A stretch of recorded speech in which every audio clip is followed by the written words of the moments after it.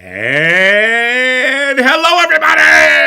It's Wednesday, August the 17th, and it's time for the latest edition of the Bullpen with Adam the Bull. On today's program, I talk about controversy for the Guardians. Two controversial calls. Did the umps get it right? Did they get it wrong? Austin Hedges went off. Terry Francona went off. We'll get into all that coming up a little bit later. But yesterday, I finally got out to Browns camp in Berea. Saw some old friends and old faces and spoke with some people, some off the record, some on the record, some interesting conversations and observations, including, are we getting close to a compromise, a deal in the Deshaun Watson situation? Can that finally be put to bed? That and more all coming up on the latest edition of The Bullpen with Adam the Bull. Podcast is not for the faint of heart. And I do think it's time for the Browns to move on. It's not for those who ride the fence. He's proven nothing. But if you're looking for someone who tells it like it is about Cleveland sports, everybody does fandom their way. You've come to the right place. I don't think he's any good. It's time for the Bullpen with Adam the Bull. So, yesterday, Tuesday, I went out to Browns camp. I finally got out there. It's taken me a while. I'm used to past years spending a lot of time. Well, not the COVID years, but before that. Obviously, we used to do the radio show from Browns camp quite often. We'd be out there all the time. And I'm happy to not be sweating to death in the heat every day. But I did want to get out to camp, and because of my trip to the hospital and my changed vacation, I couldn't really get out there the first few weeks. So I finally was able to get out to Browns camp yesterday. Just a few things that I wanted. A lot of things I wanted to talk about from getting out to Browns camp. It's the first time I've been out there since they did, the renovations, got rid of a lot of those houses that were on the street. They bought up most of that property and expanded the footprint of the outdoor space.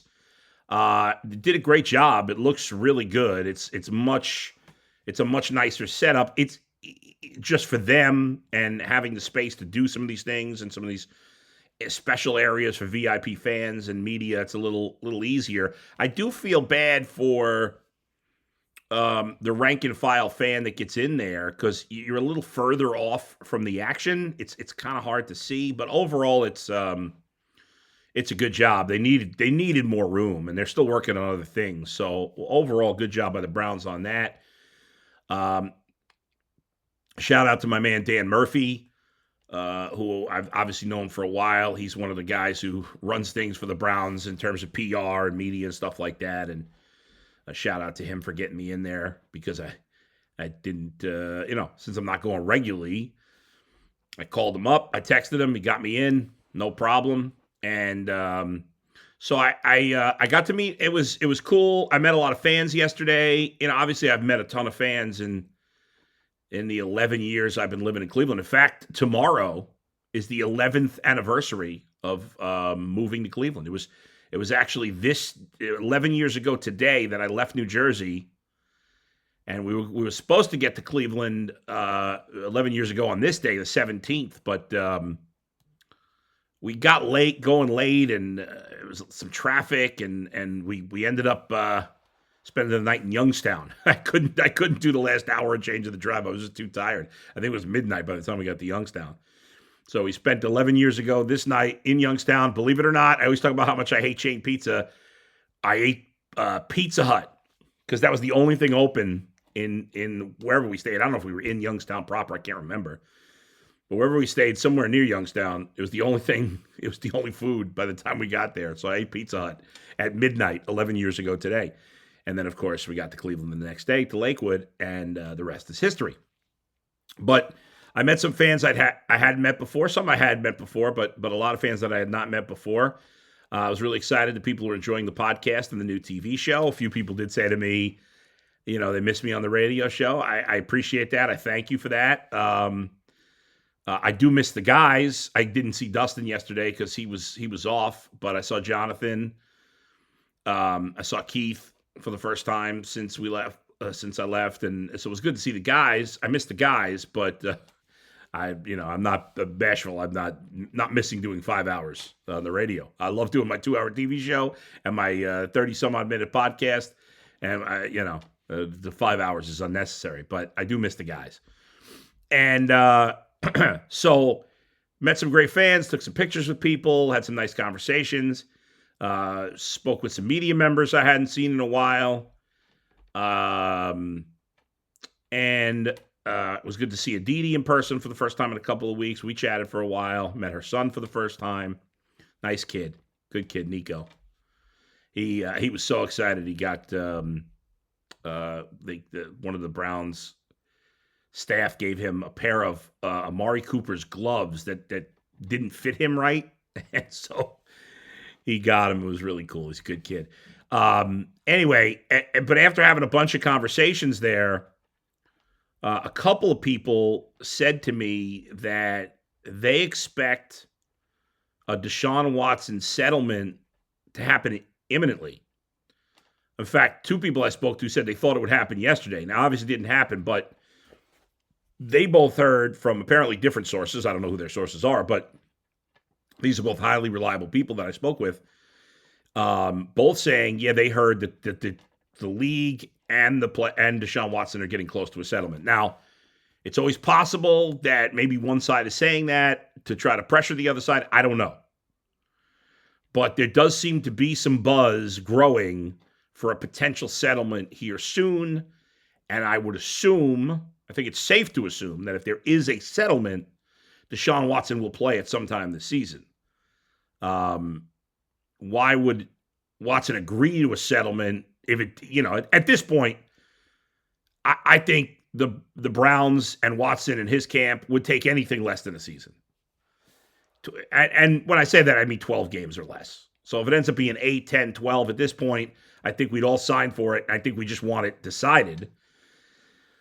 It does seem like it's taking a long time to make this appeal decision, and the speculation is because they are talking settlement and that they may be very close to an agreement. No matter what the agreement is, there will be, and that's the thing here. It's like the NFL does things on emotion. We've talked about this a lot, emotion over fact. I find that frustrating because you're never going to please everybody. No matter what the decision is, it's not going to please everybody. And, some people are like, well, the only reason they're appealing is because the people that were mad about it. Well, a lot of those people that are mad about it, even if you suspend him for 12 games, even if you suspend him for a year, there's going to be some people that think he should be suspended forever. And then the longer you suspend him, the more the other people are going to be angry. You can't please everybody. Ultimately, the league, to me, is not affected at all by people getting angry or writing articles or whatever it is. So I don't know why they react to it as much as they do, honestly, but it is what it is. So that was the biggest takeaway I got from Browns training camp, really, was that a number of people feel like this settlement is going to happen soon. So, I'm recording this podcast. It is right now. I'll tell you the real time. I started right around 8:30 this morning, depending on when you're watching. So, right now it is 8:37. And so by the time you watch this potentially or listen to the podcast at some point today, maybe there's already a settlement. Maybe it's happening as I speak. I don't know. I guess I should bring my Twitter up as I'm doing this, just in case there is some breaking news mid-podcast here. But there is the sense that something could happen soon. In fact, Mary Kay Cabot just tweeted in the last few minutes, put out an article. Deshaun Watson's legal team and the NFL Players Association are actively talking settlement with the NFL, and a settlement on his suspension could come soon. And Mary Kay was not one of the people that I spoke with. I mean, I did speak with Mary Kay for a minute yesterday, but she wasn't one of the people that told me that this was close to a resolution. So now it's 3 people from Browns camp. So obviously this is happening. Now, is the league responsive to an agreement? I don't know. This may just be Deshaun Watson reading the tea leaves and the Players Association reading the tea leaves and trying to get something where he's not suspended for the whole year. But the fact that now, Mary Kay's putting this out, and obviously she's as connected as any, she's probably the most connected Browns beat reporter. Not probably, she is. So, makes me think that this, now, to be fair, well, I was going to say she didn't say that they're getting close to a deal, but she did. Yeah, and in the headline it says, and a settlement on a suspension could come soon. That's what she tweeted. So now that's the third person, two that have told me personally, and Mary Kay Cabot on Twitter this morning saying, hey, it could come soon. So again, by the time you're watching or listening to this podcast, it's possible that this is already settled, and I already recorded this, so it may be too late, and I'll talk about it tomorrow. But I will keep my eye on Twitter in case it does break here during the podcast. So I think for most of us, we just want it settled.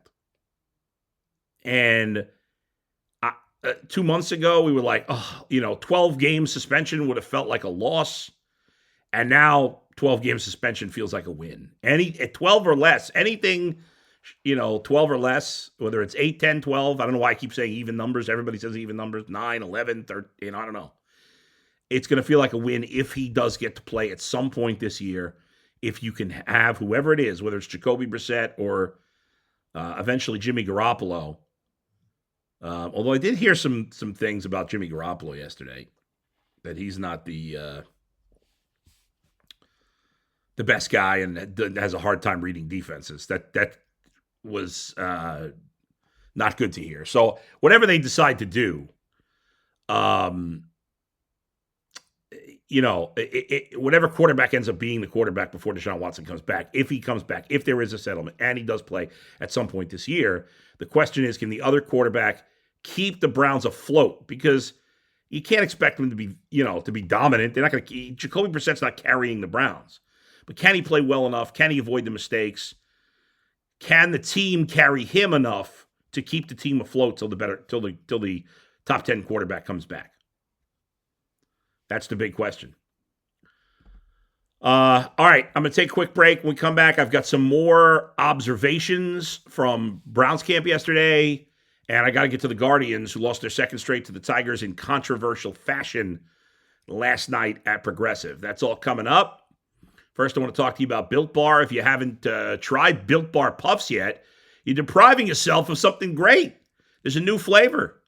Indulgent cookie dough covered in chocolate. You got it. Built's done it again. Your new favorite flavor, cookie dough chunk puffs.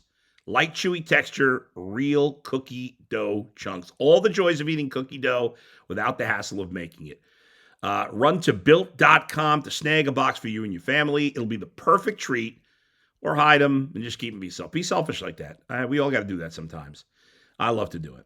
The new cookie dough chunk puff is covered in 100% real chocolate. Delicious. Go to Built.com, Built.com. Use the promo code LOCKEDON15 and get 15% off your order. But you got to use the promo code LOCKEDON15,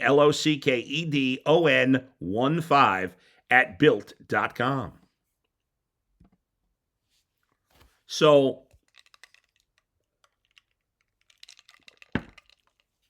some other observations from Browns training camp are that it's so boring. I know, I get why people want to go to training camp. It's exciting to see your players with less pads on, up close. It's the start of football. We love football. It's exciting that the season's starting. I agree with all that. But in the end, training camp is boring. There's a lot of standing around.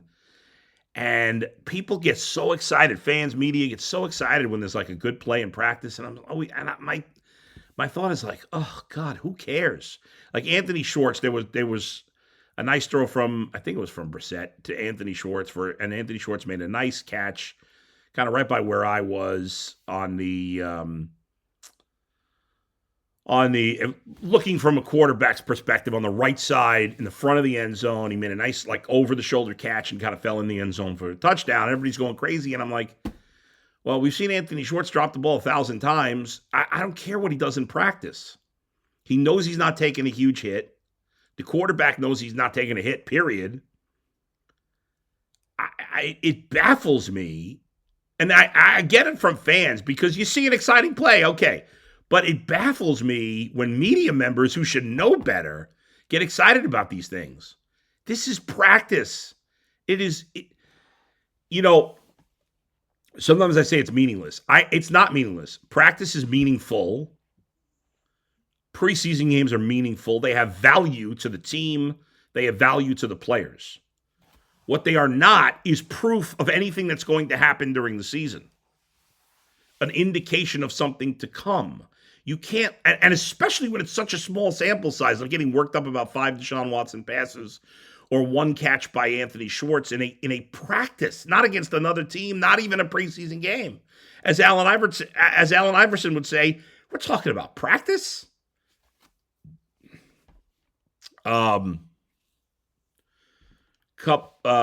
so that's basically my main takeaway from Browns camp is that, like any other camp, it's practice.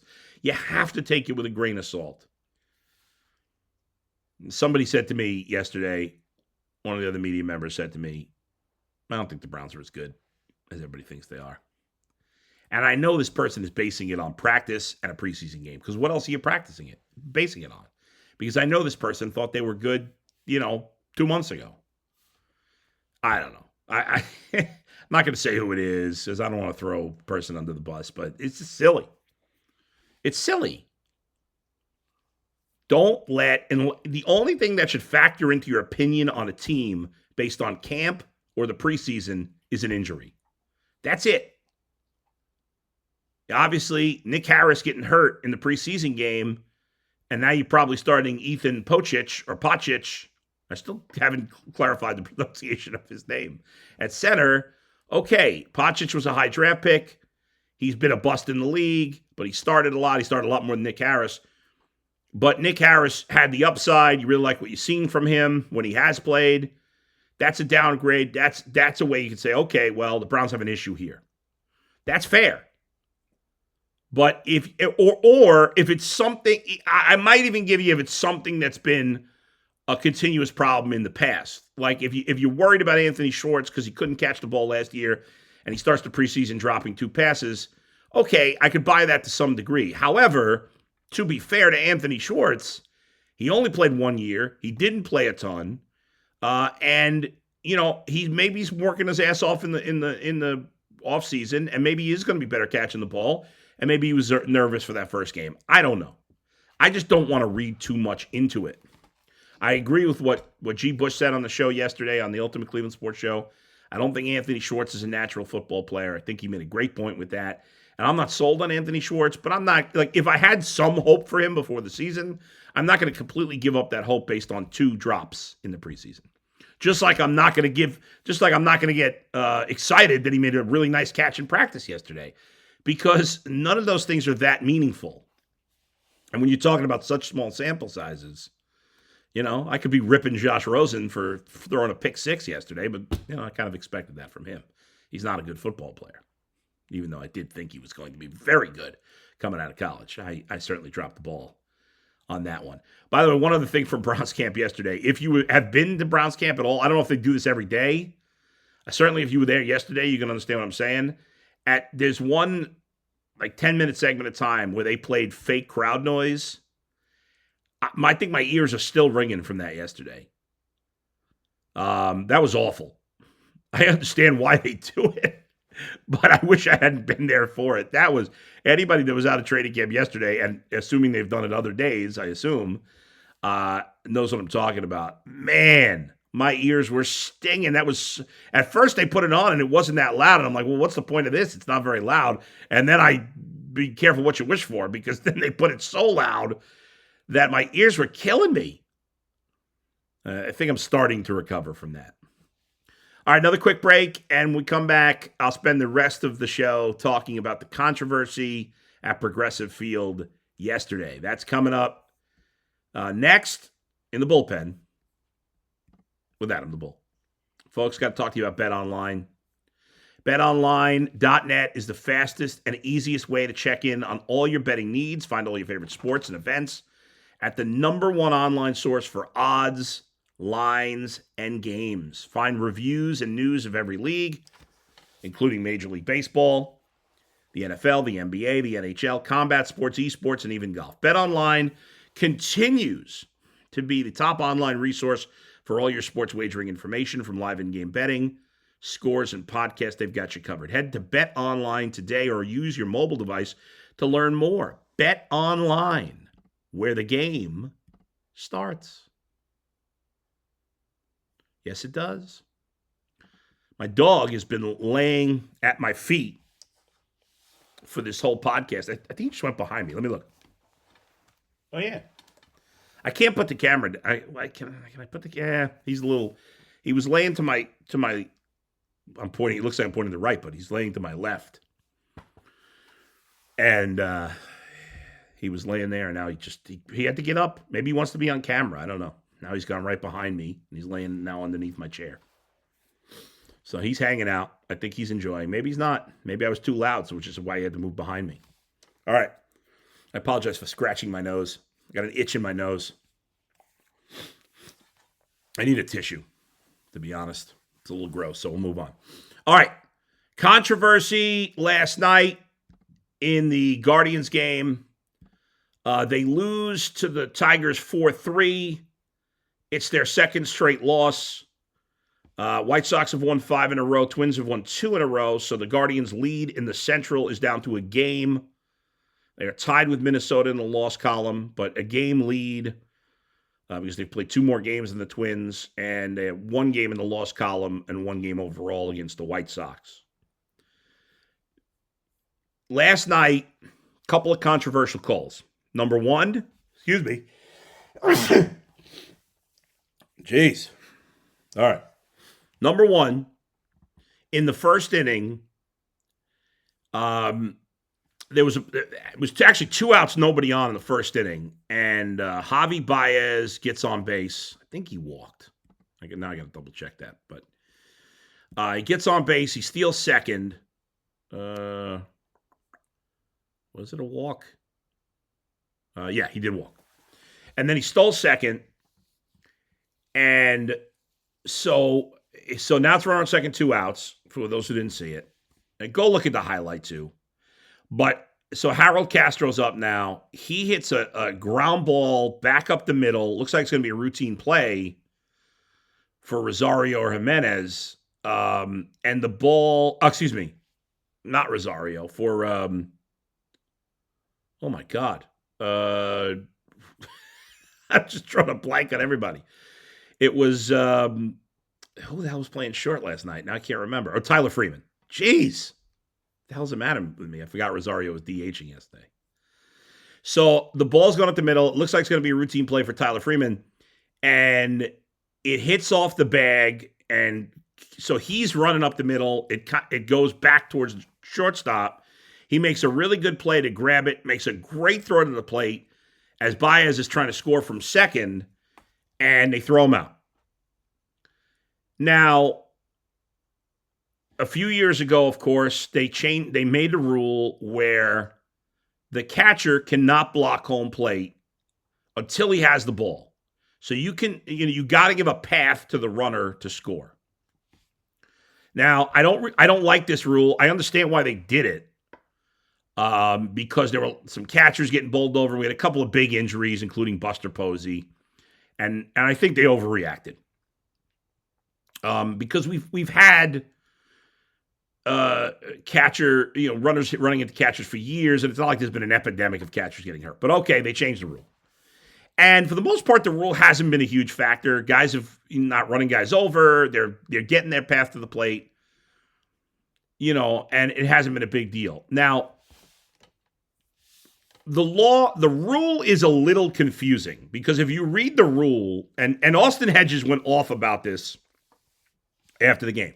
Now, I've obviously been critical of Austin Hedges offensively, but obviously he's a good defensive player, and I thought I liked most of what he said. I do disagree with one thing. I didn't like one thing he said in his rant. I mean, overall, I loved his rant because he's defending his teammates and defending his team and was very passionate about it. So I can't be critical. The one thing I didn't like that he said is it cost us the game. I never liked that. I think that's an excuse that didn't cost. I mean, it's easy to say it cost you the game because you would have been out of the inning and the Tigers scored 3 runs that inning. You never know how the rest of the game is going to go because it would have been different batters up the following inning. So you can't just you can't say you would have won the game. You don't know that. It was a 1-run game. We don't know what happened. The game could have gone totally differently. Number 2, it was only 1-0 there. And so that's not an excuse for Zach Plesac to then give up a 2-run homer to Kerry Carpenter, his first major league home run. His second major league home run. You think it's a bad call. You're angry about it. Okay, well, settle down and get the outs. It's the first inning. So I don't like that part of it. But the rest of the rant by Hedges I thought was dead on. The rule, as he said, is very confusing. He's right. Now, he's complaining about the rule, too. That's not the umpire's fault or the guys reviewing in New York. That's not their fault that it's a bad rule. They're just following the rule, supposedly. Now, I think the rule is very confusing, the way it's defined. It's kind of like, to me, I think about the blocking the plate rule the same way I think we should look at what's a catch or not in football, right? When there's a rule like got to be 2 steps, got to make a football move. It's so dumb. When we watch football games, you know what a catch is and you know what a catch is not. And they screw it up because there's some rule. And it's the same thing with the plays at the plate.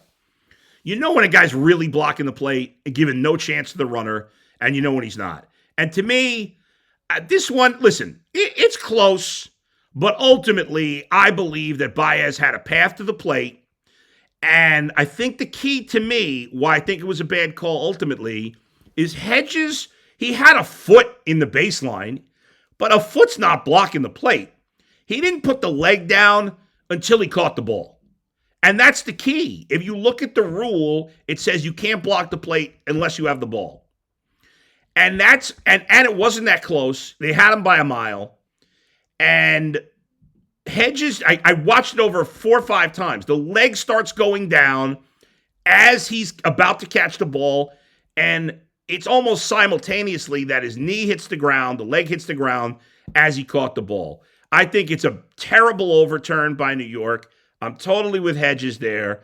I like that he stood up, stood up for his teammates, stood up for Plesac, who's had a rough season.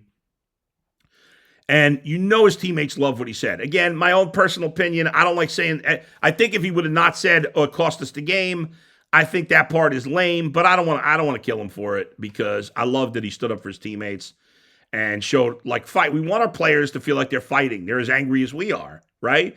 When you lose a game in controversial fashion, you are angry as a fan, and you want to feel like the players care as much as you do. And so when Hedges gets fired up, I love it. Love it. Love that he was not afraid to get fined. Love that he's ripping New York. He's ripping the rule. He's ripping the umps. Ripping everybody. So that was good. Now, in the 9th, Miles Straw strikes out on a foul tip. They initially call it a foul ball. And then you see on the replay, clearly it was caught. And Francona blew his top. Now, I get it. Francona's still angry about the first inning. I got no problem with Francona being ticked or getting thrown out of the game. That had, I think, less to do with that play. That was just the final straw. He was done because of what happened in the first inning. They were still ticked about that. But ultimately, they got the right call. Straw struck out. That ball was caught by the catcher. He didn't. Francona said, "Well, how did one of those guys see it?" And the home plate umpire can't. Well, the home plate umpire is behind the play. He understands that. He was just angry. I get it. I'm totally with Tito. I don't blame him for being angry. But to be fair, it was the right call. Straw struck out. And the tough thing is the bottom of the lineup.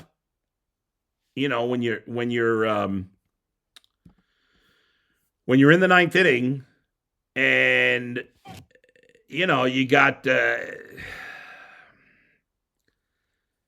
Hedges. I mean, I hate I understand it got Freeman the third. I hate sack bunting, as I've talked about before. However, Hedges is such a bad hitter. I guess in that case, I don't have a problem with it. Hedges bunting, not because it worked, just because he's just not a hitter. So you hope that between Straw that Straw can get a sack. But the problem is Straw's not a good hitter either. So, and Quan is, but by the time Quan gets up, it's 2 outs, and Quan. If it was runner on third, 1 out, even though Quan ended up grounding out to the pitcher, like you feel like Quan's at bat's different if it's only 1 out there. And I feel like with 1 out and a runner on third, with Quan, is a much better chance he gets the sacrifice fly to tie the game. He would have a totally different approach at the plate had he been up with 1 out instead of 2. But I guess I understand why they bunted with Hedges because he's such a bad hitter, but Straw's such a bad hitter too that I just don't want to leave it to Straw. I guess I'd rather take 2 shots at Hedges and Straw getting a single than 1 shot of Straw getting a single or a sac fly. I hate sack bunts, but anyway, it is what it is. And Shaw did strike out and had another 0 for 4. It's a bad loss because you lost 2 in a row to the Tigers. And there's so few games left in the season. Guardians 62 and 55. That's 117, which means 45 games left. You don't want to miss an opportunity to pile up some wins against a bad team, and that's what the Guardians have done by dropping 2 straight to the Tigers, trying to salvage a split today before the White Sox come into town after a day off for a weekend series before you head out to the West Coast for San Diego and Seattle. All right, that's going to do it for today's edition of the Bullpen. Hope you enjoyed. Hope you follow me on Twitter at Adam the Bull. There it is. Check me out on Cameo. Check me out at adamthebull.com. Click on the Book the Bull tab.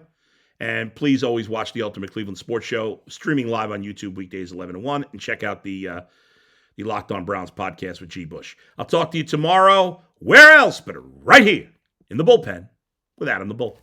See ya.